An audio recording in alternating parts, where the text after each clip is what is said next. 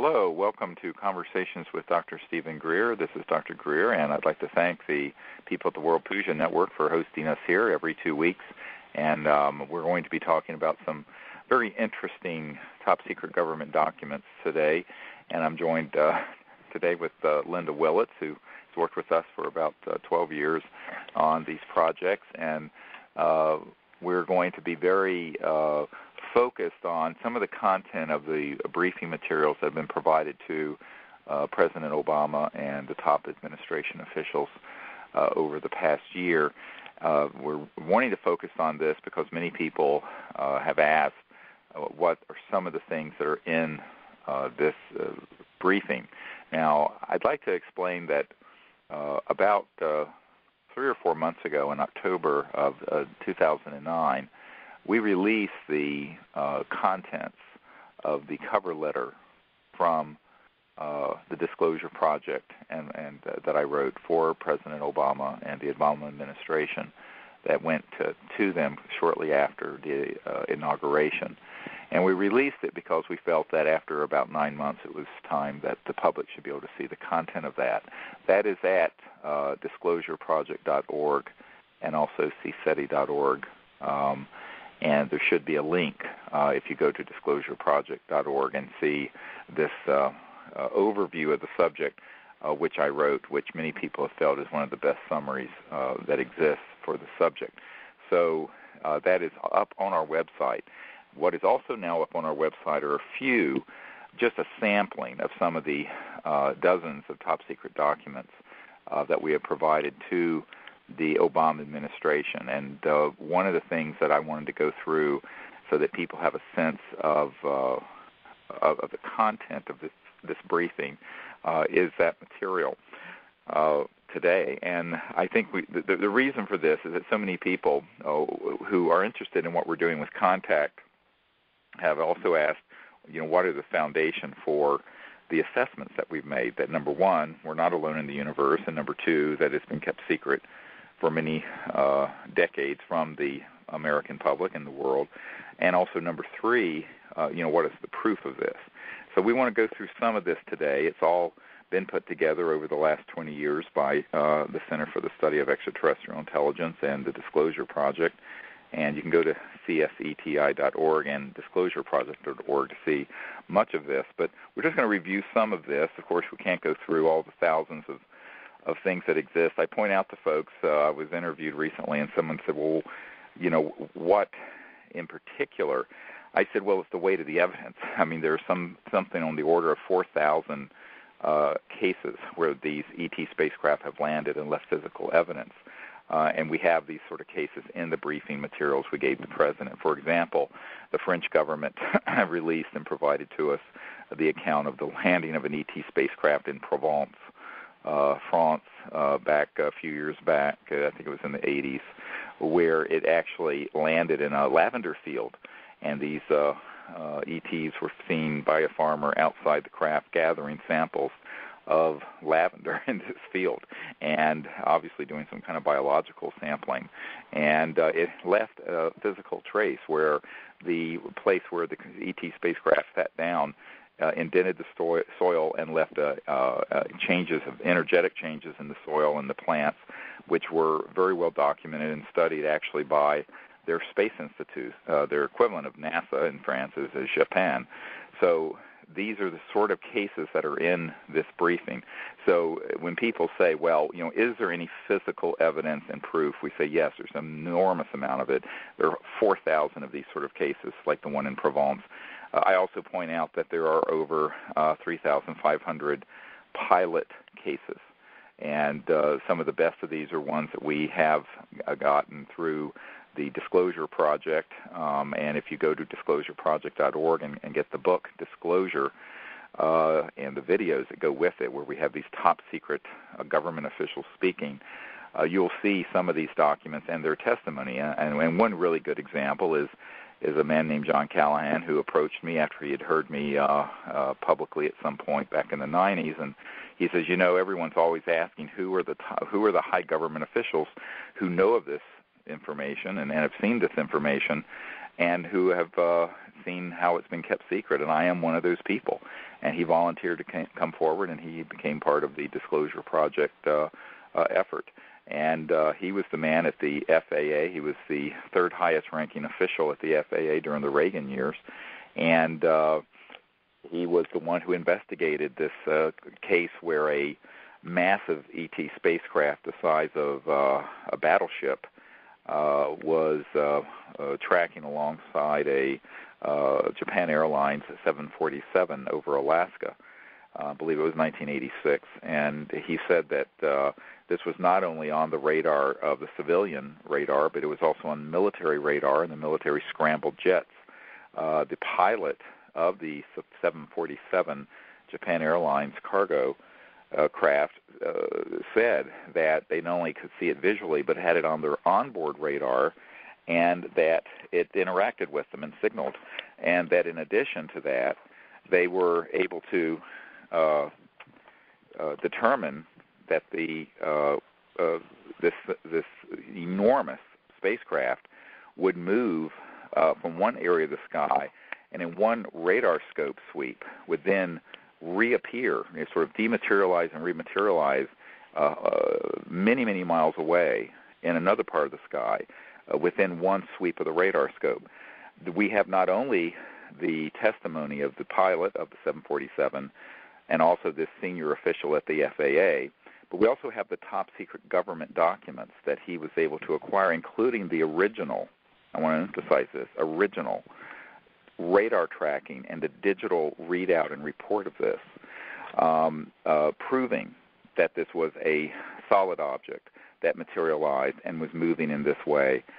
We also have the report from the FAA and also of the pilot and his statement. Now, I want to emphasize that this is one of the most important cases that has ever been released and the most documented. And the backstory of this is when there was an investigation.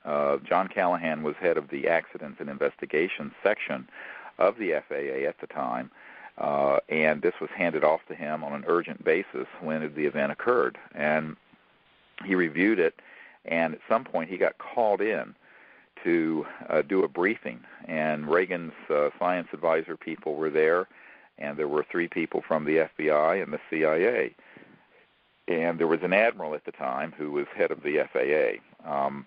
And all this information, by the way, is in disclosureproject.org, the books and the videos.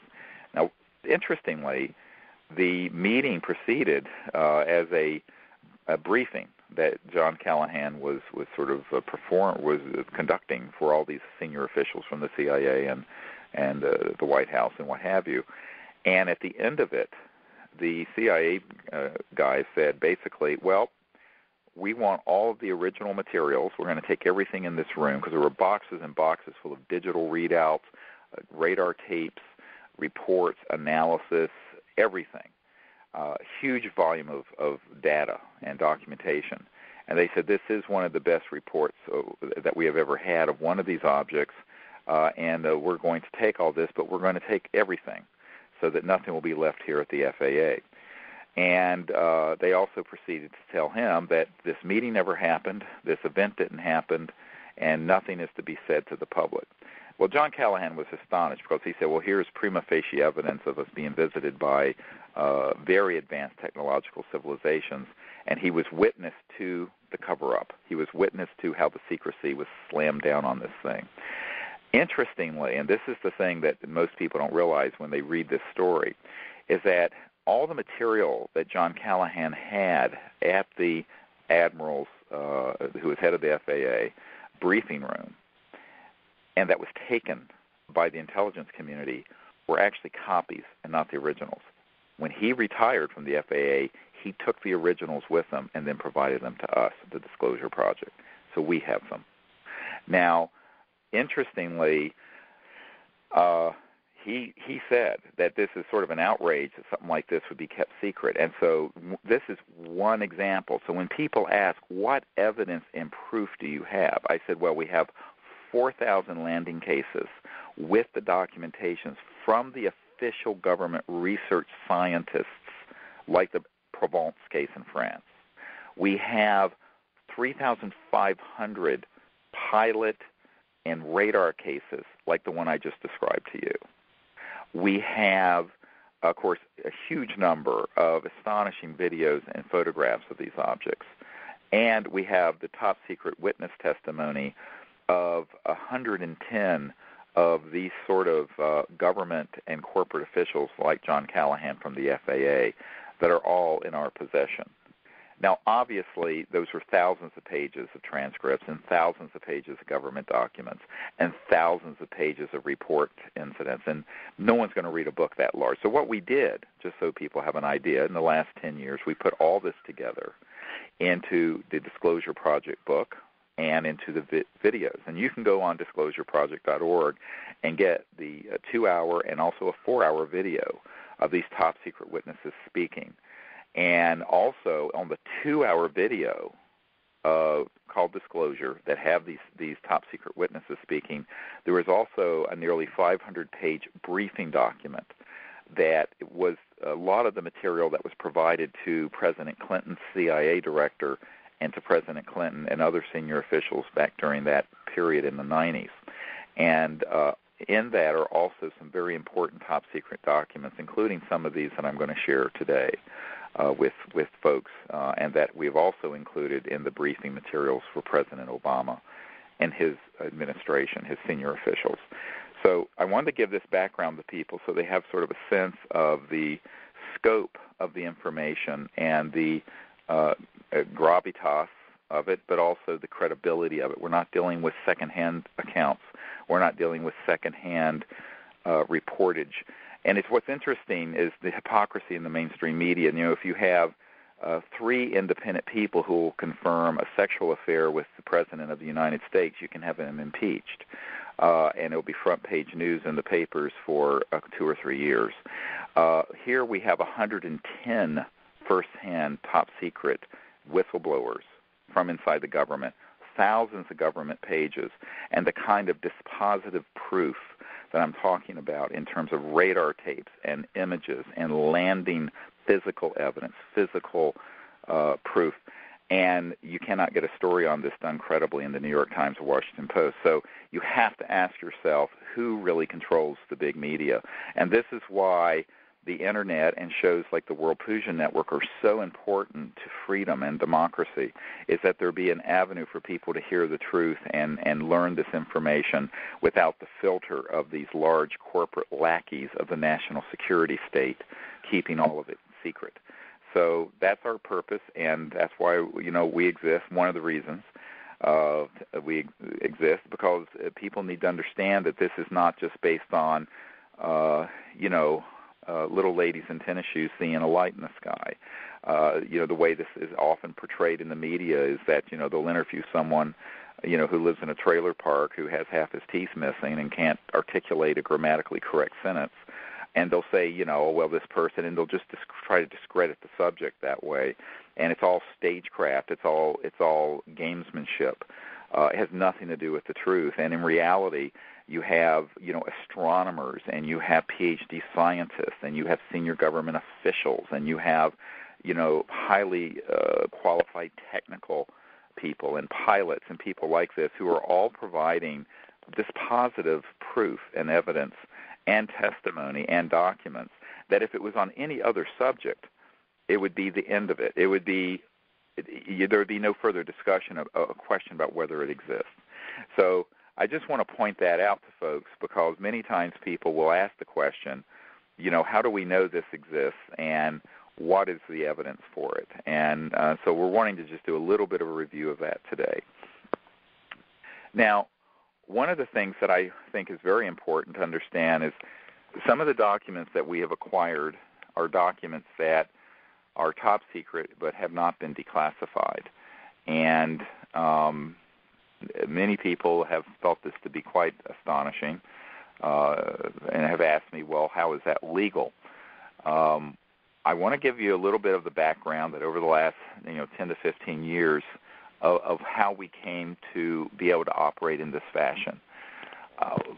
It's very important to understand that our assessment after I briefed the CIA director, and after I briefed members of the Senate Intelligence Committee and the Senate Appropriations Committee and members of the House Government Oversight Committee and people like this, people who normally would be read into or briefed on top secret operations in an electronically sealed chamber.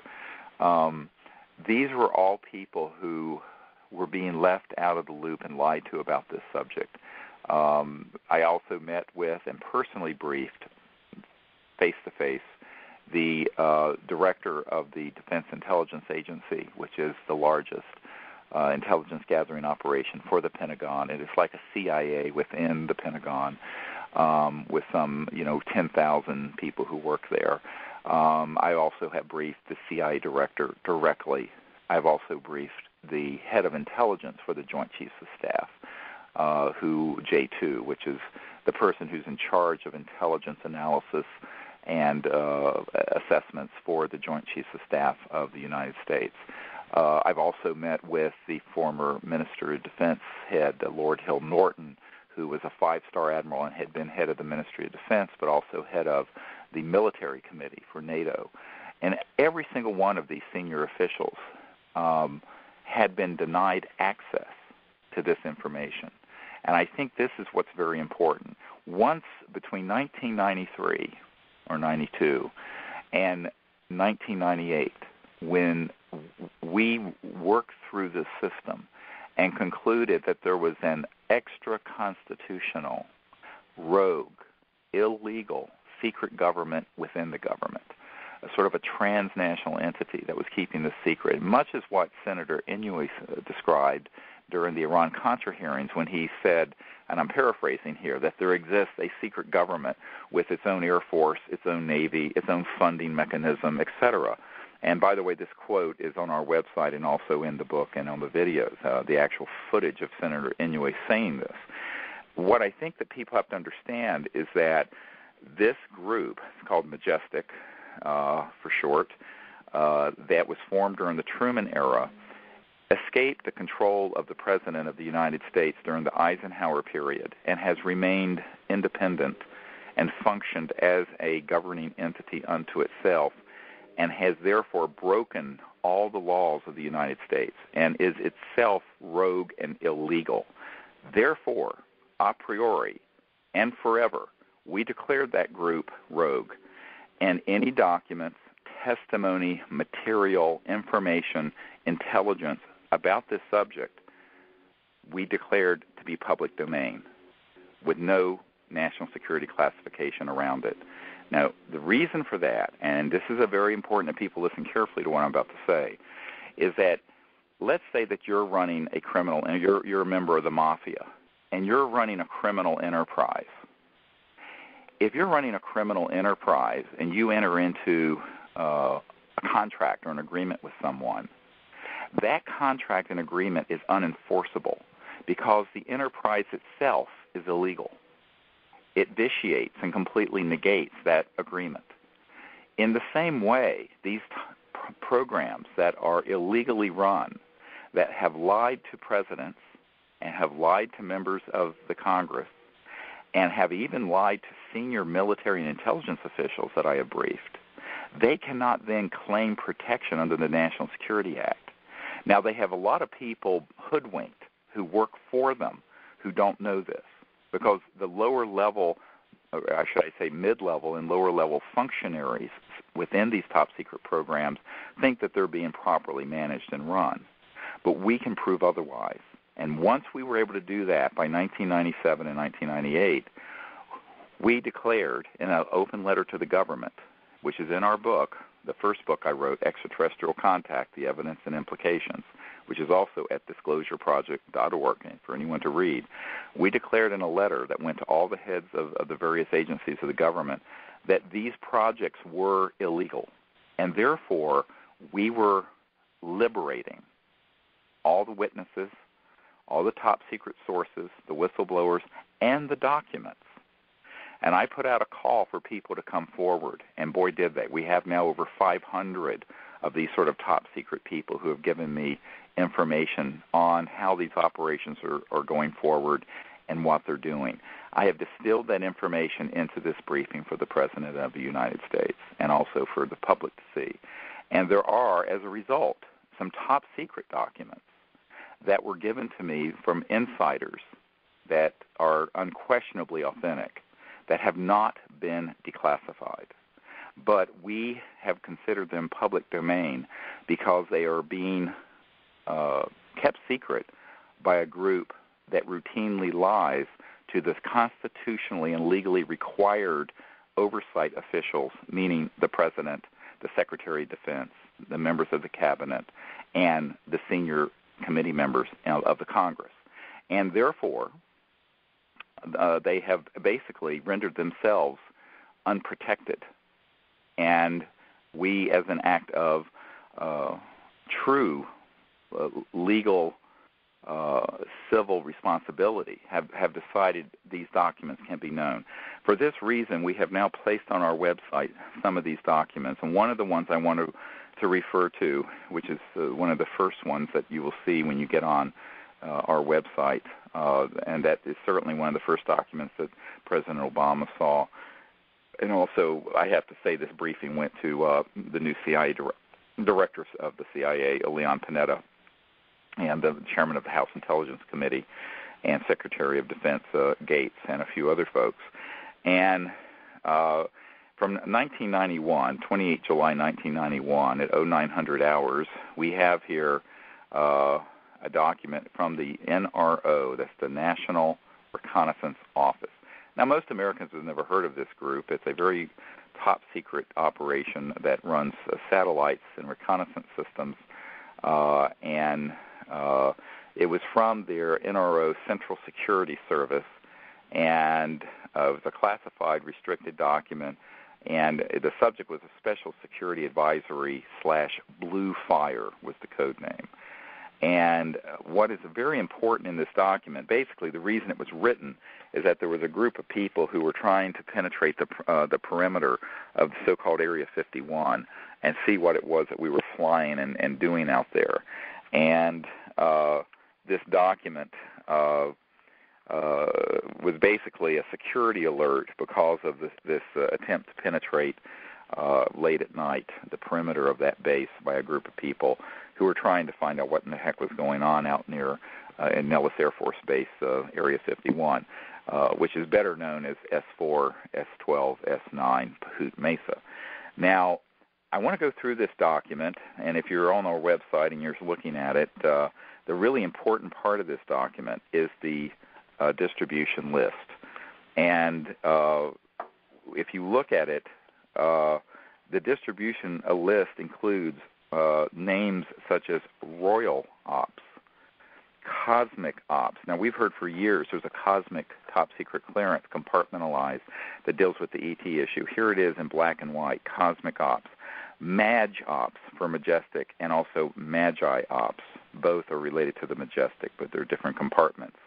And then there's a whole bunch of others. And then AFOSI, Air Force Office of Special Investigations, Nellis Division, and it actually gives the numbered squadrons, 26th, 64th, 65th, 527th, 5021, Aggressor Squadron Commanders, and these are the people, the security people. And then a whole lot of other compartmented commander and code numbers that are listed.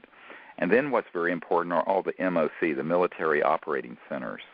And these are specific compartmented facilities and operations that are related to the ET issue and also the use of so-called alien reproduction vehicles, or UFOs, that are man-made, that fly in and out of Edwards Air Force Base in Nellis, and also the Dugway Proving Grounds in Utah, and the facility in Australia, Pine Gap, and a few other places. But take a note of this: Red Flag MOC, Military Operating Center, Dart East MOC, Dart South, Pahut Mesa. Now, we've heard from people who've worked at Pahut Mesa what they have there, including ET spacecraft that have been studied and reverse engineered, but also operational man-made devices that are anti-gravity and what have you. Sally Corridor, Groom Lake MOC, Dreamland MOC. Now, this is very important. Dreamland's been reported almost mythologically as existing. This is actually a listed facility. Ground Star MOC and Blackjack Team, and then Roulette Team, Aquaspray, and Sea Spray. Now, what's interesting about Blackjack Team is that Blackjack Control is at Edwards. This Blackjack Team is at Nellis. And there is an underground connector that goes at enormous velocity that deals with very advanced anti-gravity type technology. That is an underground connector between the high desert of California and this base near Nellis Air Force Base. And the transportation can be totally underground, subterranean, and undetectable. And we know people, I personally know people who have been in that system. I will also point out that the Los Alamos facility has an underground connector that connects it to the so-called Dulce deep underground facility, where there are biological and other experiments going forward, where they've been creating the so-called program life forms, the ET, the fake ETs that people have seen often as the Greys and the reptilians, which are actually man-made creatures, have nothing to do with the actual ETs. So I wanted this to, I'm just going to go through these quickly because we don't have all day, obviously, but this document is an absolute smoking gun. Now, one of the things I want to say about this document that you can all now see up on our website from the National Reconnaissance Office from 1991 is that when I briefed the head of intelligence for the Joint Chiefs of Staff about 13 years ago in 1997, I gave him this document, and he was astonished that I had it. He had never seen any such thing.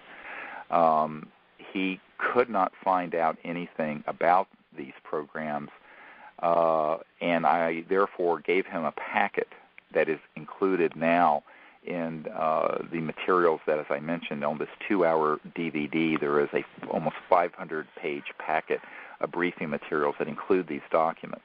And that was given to this admiral who was the head of intelligence for the Joint Chiefs of Staff.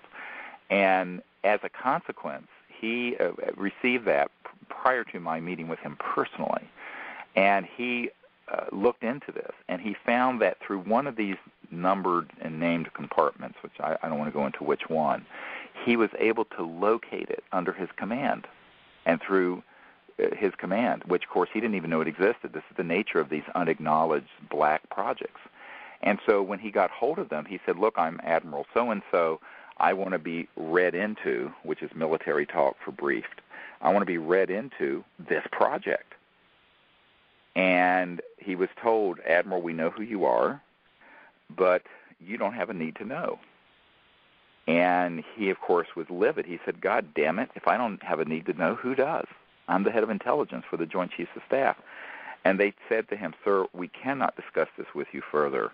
And they went click and cut the line and blocked his line so he could never reach them again. Now, this I learned directly from his office. Now, the problem with this, and this gets pretty scary. I know when I was briefing some senior government officials in another country about this, is that they were horrified, because here you have someone at the most senior level of the most powerful military in the world who himself could not get access to a compartmented project within his command dealing with this subject. The same thing happened to General Patrick Hughes, the head of the Defense Intelligence Agency, and to these other officials that I'm referring to. So we know the document is legitimate because it gave what we would call actionable intelligence, is the buzzword in the intelligence community. It provided actionable intelligence that enabled this admiral, who was head of intelligence for the Joint Chiefs of Staff, to actually locate the operation and talk to someone within it. But he was basically stiff-armed out of it and said, we're not going to tell you anything. Now, the same thing has happened to the President of the United States at various times. We know it happened to Jimmy Carter. We know it happened to Bill Clinton. We know it happened to CIA Director Jim Woolsey, who I personally briefed on the matter, and other senior officials. For this reason, we have put together this new briefing for President Obama and his senior national security team. And the reason we have is because we feel that now that we have all this evidence and documents and also actionable intelligence, that the President can assign a special assistant for this matter and put them on this and find out what is really going on and get control of it before it's too late. And when I provided this information to Bill Clinton, President Clinton and his CIA, I didn't have these documents. I didn't have a lot of the information. We did not have the 550 top secret men and women who have been inside the corporate world dealing with this issue and inside these classified projects that we have today. So Obama has the benefit of that, which his predecessors did not have. So we have put this together in an encyclopedic and comprehensive briefing, including an updated version of what I had provided to Congressman Christopher Cox. And this is another document that's up there. Now, this is not a government document, but it was generated at the request of a government official. As you all know, Congressman Cox, who was head of the Securities and Exchange Commission during the meltdown of the late Bush years, but prior to that had been a congressman from Orange County, as a Republican from the Orange County area. I personally briefed him back in 1996, about 14 years ago. And as a result of that meeting, he asked me to put together who and where these specific projects are located. Where are the facilities? What are the names of them? What are the names of the corporations? And which government labs are specifically tied to extraterrestrial research projects, UFO, so-called propulsion systems, and what have you? Because even though he was quite an important member of Congress and was on some key committees that should have been briefed on this matter, he had never heard of it. He had never had any access. And as a result of that, I put together and then have updated this document for President Obama. And in it, I go through some of the background, which I've already shared with you, but have also provided in the sort of enclosure of this letter to Congressman Cox the facilities and the specific facilities. For example, Edwards Air Force Base, Haystack Butte, China Lakes Naval Facility, George and Norton Air Force Bases, which were decommissioned. The Tabletop Mountain Observatory that NASA runs, it deals with this issue. Blackjack Control. Now, these are the Edwards Air Force Base and related facilities. Now, note in the document, we got Blackjack Team. Now, what's interesting is that I've been given this intelligence on Blackjack Control and had created this document for Congressman Cox before I ever got this top secret NRO document that I just shared with all of you. Think about that. That's corroboration. So we know our intelligence was good. The aerospace facilities, there's the Tejon Ranch, Northrop Ant Hill facility. It's called the Ant Hill. McDonnell Douglas, which is now a Boeing. Of course, they merged. The Llano plant, where they build the alien reproduction vehicles. The Lockheed Martin Hellendale plant. The Phillips Labs facility at the North Edwards facilities. These are all associated with the Edwards Air Force Base and the related range out in the high desert of California. And then there's the Nellis Complex, which we've gone over. And then there are the New Mexico facilities, Los Alamos National Laboratories, Kirkland Air Force Base, and specifically Sandia National Laboratories, SNL, and the Defense Nuclear Agency, Phillips Labs again, Monsanto Weapons Storage Facility, Coyote Canyon Test Site at the north end of the Manzano Range, and the White Sands Complex. And then we go through Arizona, Fort Huachuca, where there's an underground storage facility where there are ET spacecraft and ET bodies that are stored there that are the result of our having used Star Wars weapons to shoot them down. The National Security Agency and Army Intelligence Complex near Fort Huachuca, etc. So this document goes through all, and this is now also up on our website for you to see. And then there are others that are mentioned. The Dugway Proving Grounds outside Provo, I mentioned, is a state-of-the-art facility, mostly run by the Mormon corporate complex out in Utah. It's near Provo, but it's out in the desert. Interestingly, its airspace is classified, and there's no roads that go to this particular area of Dugway. And so you have to be in a classified aircraft with classified airspace clearance to even get to it, literally, unless you go underground.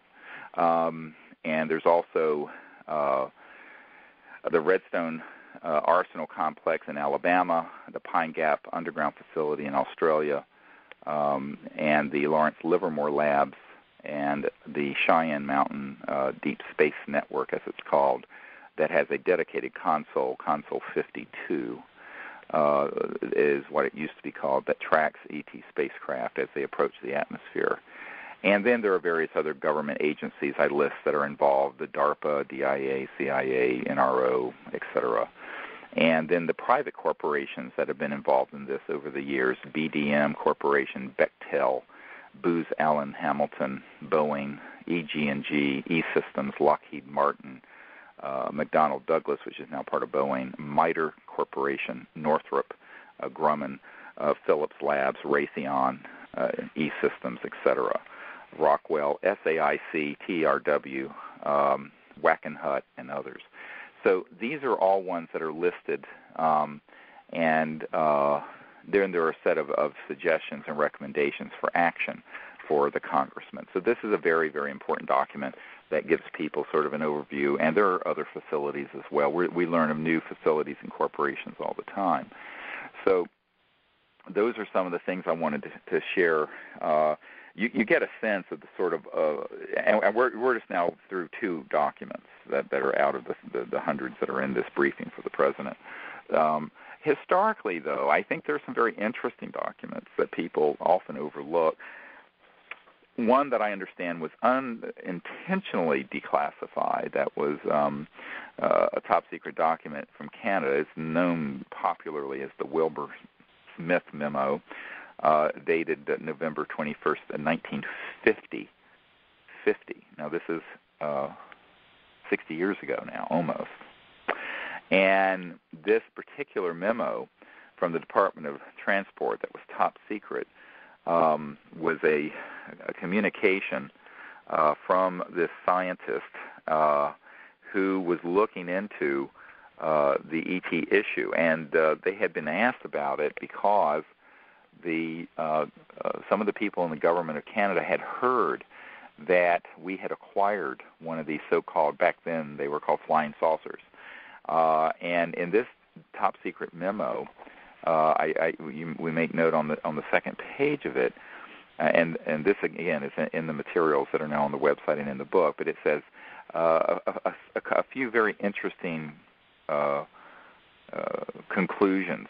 A, the matter is the most highly classified subject in the United States government, rating higher even than the H-bomb. Now remember, the H-bomb had not been detonated until 1952, and this was written in 1950. What could be of higher classification than the development of the ultimate doomsday weapon, the hydrogen bomb? This subject was more highly contained and classified. B, flying saucers exist, period. Just a statement. C, their modus operandi is unknown, but a concentrated effort is being made by a small group headed by Dr. Vannevar Bush. Now, Dr. Vannevar Bush was a man who headed up the Manhattan Project in World War II, and later headed up a team of scientists that included Edward Teller and a number of other people to study the ET spacecraft that we got at Roswell and other places. Now, this is a non-contested document. In other words, there's no argument about the legitimacy of this officially released document that slipped through and out of the Canadian classification system. And then B, the entire matter is considered by the United States authorities to be of tremendous significance, period. So that's 60 years ago, my friends. What has gone on since? So that just is something that if you read that, the breathtaking nature of these conclusions from this top-secret document from Canada from 60 years ago, and imagine what has transpired in the intervening 60 years. So that's what we're talking about. This is the most important story of our lifetimes and really of the history of the human race. Now, another very interesting document which we acquired, it was in very poor condition, was dated the 22nd of March, 1950. And this is a very interesting thing. It's a guy from Guy Hottel, Hottel, SAC, Strategic Air Command, Washington, to the director of the FBI, J. Edgar Hoover. And the subject was flying saucers, information concerning. There's some blackened out material, but it says the following information was furnished to, and it gave some sources, names that had to be blackened out. An investigator for the Air Force stated that 3 so-called flying saucers had been recovered in New Mexico. They were described as being circular in shape with raised centers 50 feet in diameter. Each one was occupied by 3 bodies of human shape, but only 3 feet tall, dressed in metallic cloth of a very fine texture. Each body was bandaged in a manner similar to the blackout suits used by speed flyers and test pilots. According to Mr. X, it's blackened out, the informant, the saucers were found in New Mexico due to the fact that the government has a very high-powered radar set up in that area, and it is believed that the radar interferes with the controlling mechanism of the saucers. No fuller value, blah, blah, blah. And so, now, that last paragraph is what's important. We have learned that, as you know, if you go back to the 20s and 30s, and this was written in 1950, that Tesla and others were doing things with scalar electromagnetic coils and things of this sort. And there were a lot of classified work. As you know, the Philadelphia experiment was in 1942. This is 1950. So there were a lot of advanced electromagnetic studies that had already been done. And this isn't known by the general public, but it's true. Interestingly, we have found out that where these ET craft crashed was near, of course, Roswell. Everybody's heard of the Roswell event. What people don't realize is that that was the only nuclear bomb squadron in the world at the time. It was the only nuclear weapons place on the planet. It was before the Soviets got them, and it was a very high security area. The ETs were extremely worried about our ability to destroy all life on Earth with these weapons of mass destruction. And so they became fully materialized, which you don't see that often now, but they became fully materialized in that area, seeing what we were doing with these weapons, because they were very concerned not only for Earth, but for the fact that we were beginning to go into space and what this might mean for the rest of the order of the universe. And when they were in the area, they switched on these, what looked like radar dome or radar arrays, that were actually scalar electromagnetic weapons. And it affected the electronics of these ET spacecraft because they're not jets or rockets. They run on what we've been talking about for years through the OrionProject.org and our research, and that is very advanced electromagnetic systems. And what happened is that one of these ET spacecraft hit the other, and they went down. Now, this memo says there were 3 that were downed eventually. We know that in this one incident there were 2, one that went down northwest of Roswell and the other one went down west of there near Socorro, New Mexico. And, of course, and all the rest is history. Now, what's interesting about this is that recently one of the witnesses to this, a military witness, has come forward on a deposition from, he died, and when he died, his family had arranged to release his testimony about this Roswell event, and he was a military officer at the time, and this is also up on our website. So what I think people have to understand, however, is that you don't go through millions of light years of space or thousands of light years of space and travel faster than the speed of light and get to New Mexico and just have an accidental crash, and it just happens to be right near our only nuclear base that happens to have this new, quote, radar system, which wasn't radar at all. It was used as a electronic weapon system. This was an early SDI, Star Wars, hit. And so began, in 1947, what is now a 63-year organized attempt using classified money without the approval and oversight of the Congress, the international organizations, the President, of a nasty war that's going on where we have targeted ET craft and shot them down. And this is a very big security concern for anyone who is aware of what that might mean for Earth, that we do not have our wise elders. It's not as if there's a committee with the Dalai Lama and, before he passed away, Senator Claiborne Pell, who was a very enlightened and wise elder of the Senate, and some of the better minds amongst us who are running this. We have people who are addicted to war and conflict and want to see Earth dragged into an interplanetary war. And this is why CSETI, the Center for the Study of Extraterrestrial Intelligence, is training thousands of ambassadors all over the world to make peaceful contact with these ET visitors. Because if we don't do it, who is? Who's going to do it? And that's why, and we want to announce, there's some very exciting things that have happened along those lines. We have just decided that we are going to do a one-week expedition to ancient England near Stonehenge, where there have been ET craft and ET beings seen last year. Colin Andrews, who spoke at our conference at Rio Rico, which we will be having again in October of this year. The 2nd through the 4th. Yes, the 2nd through the 4th. Colin Andrews will be with us in England during this expedition, which will be July 16th to the 23rd. We will soon have information about this up on our website. It's going to be a very small expedition, limited to 15 or 20 registrants. But we are going to be not only training people to make contact, but we're going to go into the crop circles and go to Silbury Hill and an area around there that we have gotten permission to use, this 1,800-acre farm, where it's sort of in the epicenter of where a lot of these activities have happened. And where, as you all know, in 1992, we had a 100-foot diameter extraterrestrial disk materialize in the field with us, fully materialized.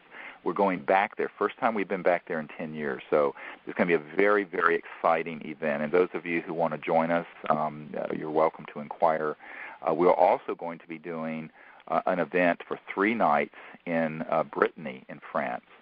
And there is a 2,000-acre ancient estate that dates back to before the founding of the French Republic, and whose family founded the French Republic, who are very supportive of what we're doing.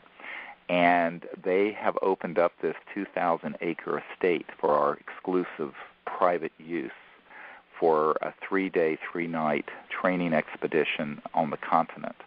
And we will be doing this, and that will the dates for that are the July 10th, 11th, and 12th of this summer, July 10th, 11th, and 12th. So we are wanting to open this up further to other countries, and so we are going to be going to both England and France. And so go to cseti.org to find out more information on that.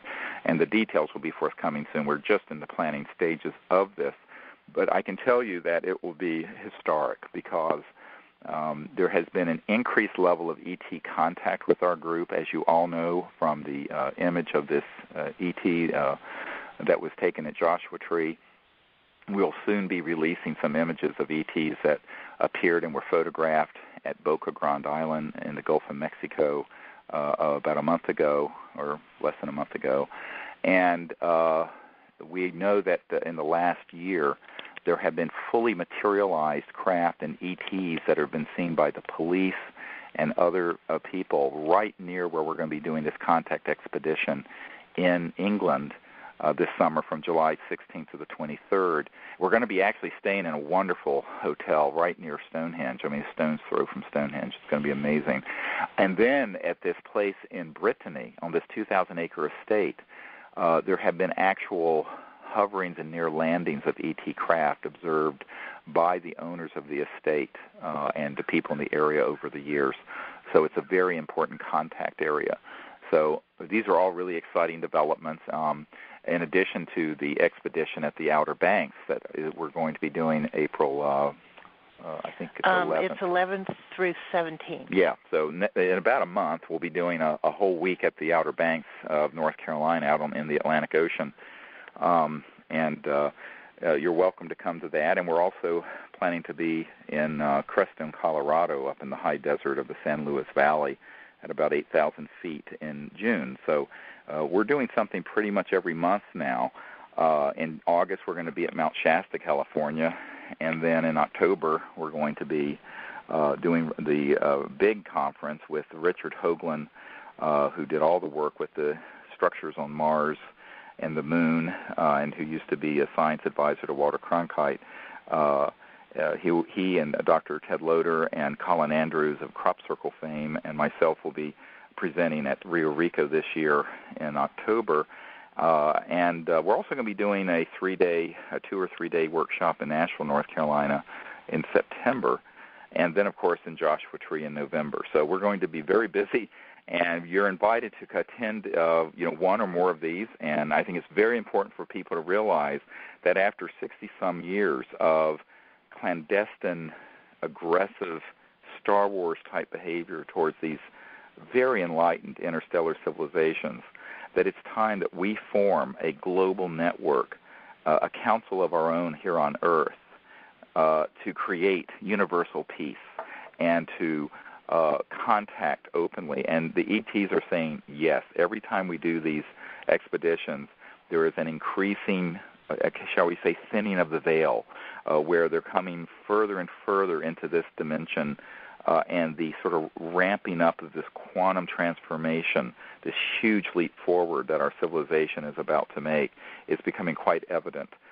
There's no coincidence that in the last few months they have begun not only materializing but being able to be fully photographed by members of our team within feet of our group during these close encounters of the fifth kind ambassador missions, where we are inviting them to come and interact with us. This says that the time is very short, and so we think it's in time now to also do these expeditions in other lands, including the old ancient areas of England and also in France on the continent. And we wish we could be everywhere at once, but we can't. But these are the things we have planned for this year, which is a breathtaking pace as it is for me and for our volunteer team. But I hope you will join us at these, and because it's going to be quite important. Because remember, in consciousness, as we go into higher states of consciousness and meditate in remote view and interface with these extraterrestrial civilizations and their technological systems that interface with consciousness and thought, what we're doing is actually we're opening a channel. We're opening a pathway into the good future for Earth, where Earth will become one of many planets that are living together peacefully in the cosmos. And someone has to pioneer that effort. So far Hillary Clinton, our Secretary of State, has not chosen to do this, tragically. And so far neither has President Obama, and you should write him and express to him your support that he do this. We are hearing from this G7 country. The G7 countries are the 7 top industrialized economic powers in the world. One of them has been asking us for 3 years to assist them in forming a contact team to make open contact with these interstellar civilizations. And they've been waiting for the Obama administration to show some indication that they would be friendly to this or supportive of doing this jointly.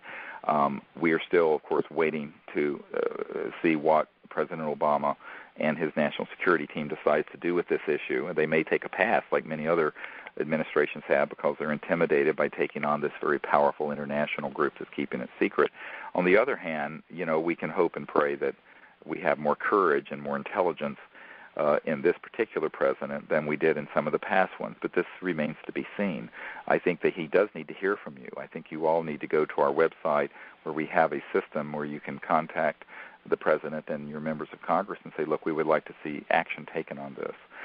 But in the meanwhile, it's like the old saying I learned from the Bedouins when I used to live in the Middle East, that trust in God, but tie your camel.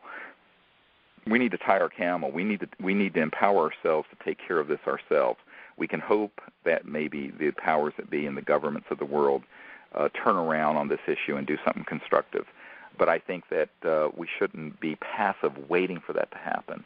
I think we need to take the lead. We, the people, need to form our own citizens' diplomacy effort to make open contact within the framework of universal peace. And the framework of that is universal consciousness. Since we're on the World Puja Network, I just want to say that the foundation of what we're doing at CSETI, the Center for the Study of Extraterrestrial Intelligence, is based on the concept that all intelligent life in the universe, in fact, all that exists in the universe, is this great unbounded mind manifesting as many beings. And this is the heart of compassion and of enlightenment, but also the foundation of universal peace. It's the recognition that if you see an extraterrestrial being, no matter how big or small or how unusual they might look, inside the light of their eyes is this spark of consciousness, and that conscious mind is a singularity, and we are that conscious mind, and we are that being. And so we have our motto is one universe, one people, because there's really one people, one sentient life form inhabiting the entire cosmos. And we need to transcend sort of the barriers of differences of appearance or even what star system we are coming from, because we really are at least 60 years into a period where the world should have known this, but also where our technologies would have allowed us to travel among the stars. No less a figure than Ben Rich, who is the head of Lockheed Skunk Works, said before he died, and we have multiple witnesses for this, that we already had the means to travel among the stars, but that these were locked up in the vault in black projects, and it would take an act of God to get them out to benefit humanity. He went so far as to say, Ben Rich said, that we have the means to take E.T. home all the way back to other star systems. So here we have a situation where while this sounds like science fiction to so many people, it's only because they've been lied to and all this has been kept secret. And what we're wanting to do is change that in the secrecy, bring out these new sciences and technologies, which is what the OrionProject.org is doing, and form a open diplomatic team that's making contact with these civilizations. And they're showing us great encouragement in that regard, more than I've ever seen in doing this for 20 years. I formed CSETI in 1990, and this is 2010. And in 20 years, I've never seen such demonstrable contact where they're clearly indicating that they're wanting to move this to the next level, which is open contact with our civilization. So we need to prepare for that. And I think that those of us who understand the implications of this matter need to be the vanguard of ambassadors. And so we're inviting all of you to do that if you feel so moved by your own awareness and spirit. So these are a few of the things I wanted to share. There are more documents that are up there, and you can look at them. But I did want to give you this sort of overview of the kinds of materials. Also in this briefing are all the videos and images that we have of ET spacecraft, as well as the testimony of several dozen of these top-secret witnesses.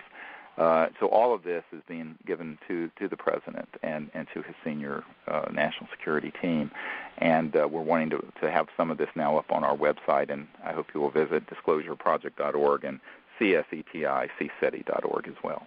And I just want to add on the disclosureproject.org website, the cover letter that Dr. Greer wrote to President Obama about this briefing document is prominently displayed on that website. You can click on it and read the whole cover letter. It's about 6 or so pages, and it is the most comprehensive overview of this whole subject, concisely put into 6 pages that you'll ever find anywhere. It's amazing. So this is where we are, my friends, and I'll tell you that next week, the next show that we do in 2 weeks, we're going to have a very big announcement concerning the forming of the Council on Interplanetary Relations and a global interplanetary peace initiative. And we're going to ask all of you to participate in the formation of this historic council for peace on Earth and peace in the cosmos. Well, I'd like to thank all the folks at the World Puja Network for allowing us this time, and I hope this has been informative and interesting to everyone. And until next time, God bless you all, and thank you, Linda, for helping. And we will talk to you soon. Bye-bye.